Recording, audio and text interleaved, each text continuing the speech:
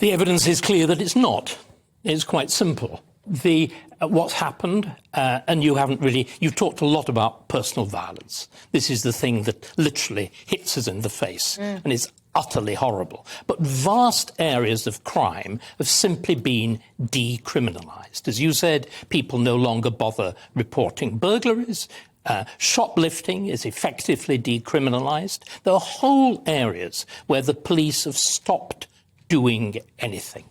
And if you go back, let's go back. This business of community policing or policing with consent, Lisa will tell us about this. This is all rather soft soap sociology from the 1960s. Let's go back to the real beginnings of British policing, which is Sir Robert Peel in 1829. What happened? They had a crime wave. London is growing astronomically. And if you actually look at what Peel does in the House of Commons, he quotes in a way that no modern politician could begin to. Remember, this man is an academic star. He's the top first at Oxford in classics, in maths, everything else. It's an astonishing speech. And he then says, right, it's clear we've got to do something. And then he asks, what are the principles? And the principles he comes up with are two of them.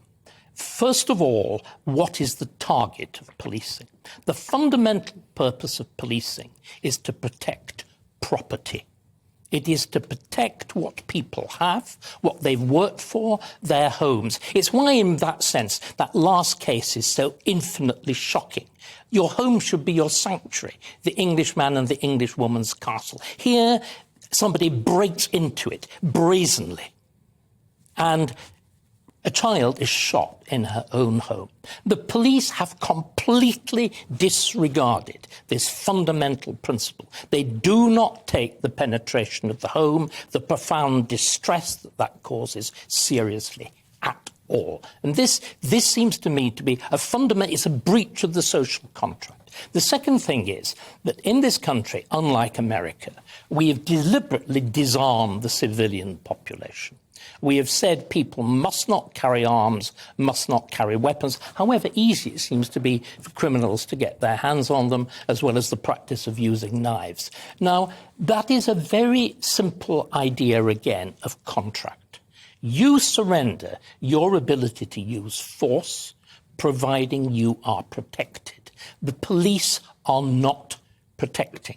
They are breaking the social contract. And unfortunately, we have a police force that I think has been fundamentally corrupted.